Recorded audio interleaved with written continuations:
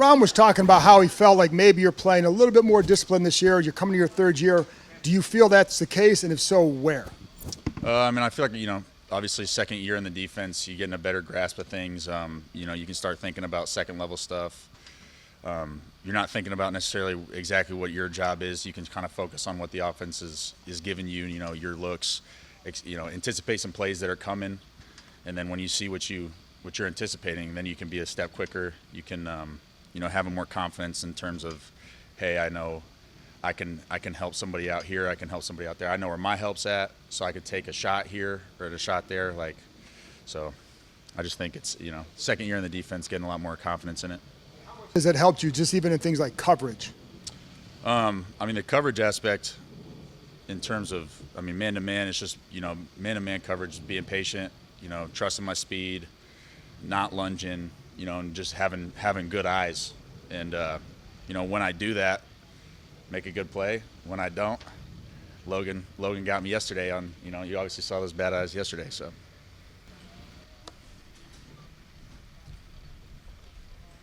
Hair question and a football question. How did the mullet come about? Whose idea was it? And is it difficult to maintain? Yeah, so the mullet idea was more my fiance had told me I needed to do something to stick out a little more. So I had like a mohawk last year, and I cut it all, and I was sad about it. So I was like, you know what, I'll just trim the top and let the back grow. And then it kind of, it's gained some leeway last year, and then I was like, you know what, we'll just kind of carry it into the off season, see how it goes, and it's kind of gotten a thing of its own now. So you can't get rid of it. It's not going anywhere. I understand. Football question. What was your emphasis in the offseason? I know you worked with Pete Bomarito quite a bit. What were you guys working on? What were things you really wanted to improve on coming into this year? I like Bomarito's down there. They have a great strength program. They got, their speed and agility is good. Pete does a really good job of incorporating, position specifics in terms of like drops and read and react. I worked down there with Nathan O'Neill more on like the, run game aspect, pass rush aspect. But I mean, Pete's got a good thing going down there in terms of all around. Like you can take your pick with what you want to emphasize that day. And, it's basically up to you what you want to work on. Motion analysis, is that something that you look at quite a bit that helps you? Yeah. I mean, it's all center of gravity, transferring your weight, read and react. You got to be able to move around.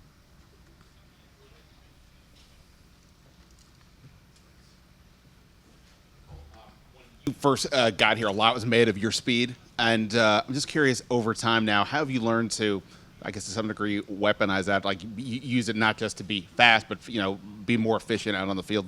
Absolutely. I mean, sometimes being fast and out of control is not as good as, hey, I can tone it down just a little bit, and instead of maybe going and blowing up an O-lineman and, making a big hit, but the ball's running right by you, hey, use your agility at that point. Hey, they know they're thinking you're fast. They're thinking you're going to shoot it. You can slip a block. You can, use it in different ways. So definitely. And to that end, with regards to Jamin Davis, a lot was made of his speed. We maybe can't see everything with what he's going to bring right now just because of you guys, it's not a full situation. What are you kind of seeing with him, and to that end, how his speed and athleticism is going to help you guys? Oh, dude, Jamin's fast, man. That dude is always around the ball. Like he's got great instincts. He's got, a knack for finding it, and then he likes to finish on the ball. So, like the other day or yesterday, he started popping as we got into practice, and there was one play where like I was getting ready to take a shot on the ball, and he came in and popped Logan Thomas, and I was like, oh, all right. Like I didn't think he was gonna close that fast, and it took me by surprise a little bit. But, it's going to help us a lot. He's got great speed, great instincts. Good player. Speaking of Logan Thomas, what does playing against a guy like him do for you in terms of helping you develop in coverage? Dude, Logan's going to be a problem this year. Logan he took big steps this offseason. Last year was his first year, like getting to be that receiving tight end number one. And that dude is just making strides, big strides, just like dude 6'5". He's got big strides out there. He's, he moves well. he's learning how to, use his hands in terms of running routes and keeping my hands off him. He's giving our DBs problems. He's giving everybody problems out there. So it's great work to be able to go against him every day. Just for you in particular, though, how does that help you improve your game? I mean, you're going. In my opinion, he could be a top 5 tight end in this league. So if you're going against a top 5 tight end, we have a lot of good tight ends coming up this season. I know we got Waller, Kelsey. We play Ertz every year. Like we got a handful of great tight ends we're going to play. So to be able to have Logan every day working with you, it's only just going to prepare you more for those guys. No, you have a couple of guys who are going to take chances in Fitzpatrick and Heineke. What's it like being going against those two guys? How does it help you get better? Oh, dude, it's been a blast, man. They're both starting to, Fitzy being that vet, he's starting to get a feel for the offense. So now it's becoming more of like a chess match. He's checking, we're checking. It's made it really fun, and he keeps it light out there, and he keeps it a good time. So it's always, you're never like getting down on yourself. It's like, we got a competition out here, we're going. And then you see Heineke, taking things that Fitzy does and then, putting his own spin on it and making his own checks. And they're both doing a great job at running the offense and keeping it fun out there. Follow up on the mullet, the most important issue of the day, obviously. Are you worried that if you end up with the ball, you'll get tackled by it? No, I don't have that Troy Polamalu hair where somebody can come and rip it out. But no, it'll be good. We'll be good. How much care does that take? How much time do you invest in it? Just every day, you shower, shampoo, conditioner. I try not to do it too much. Don't want to frizz it out. I got some leave-in conditioner that I'll throw in there.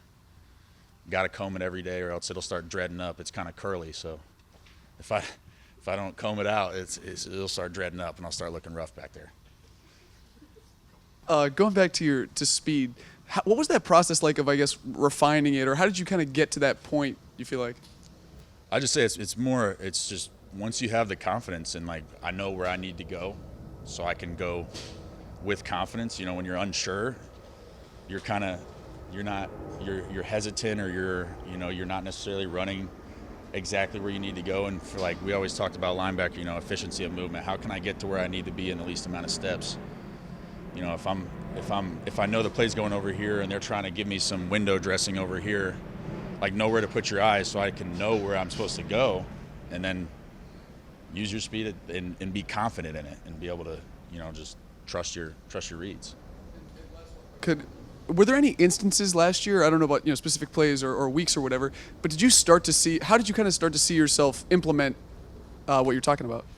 I think last year, I stopped trying to play as much to be right than to just go out there and just, I wrote on my arm every day, just go, man.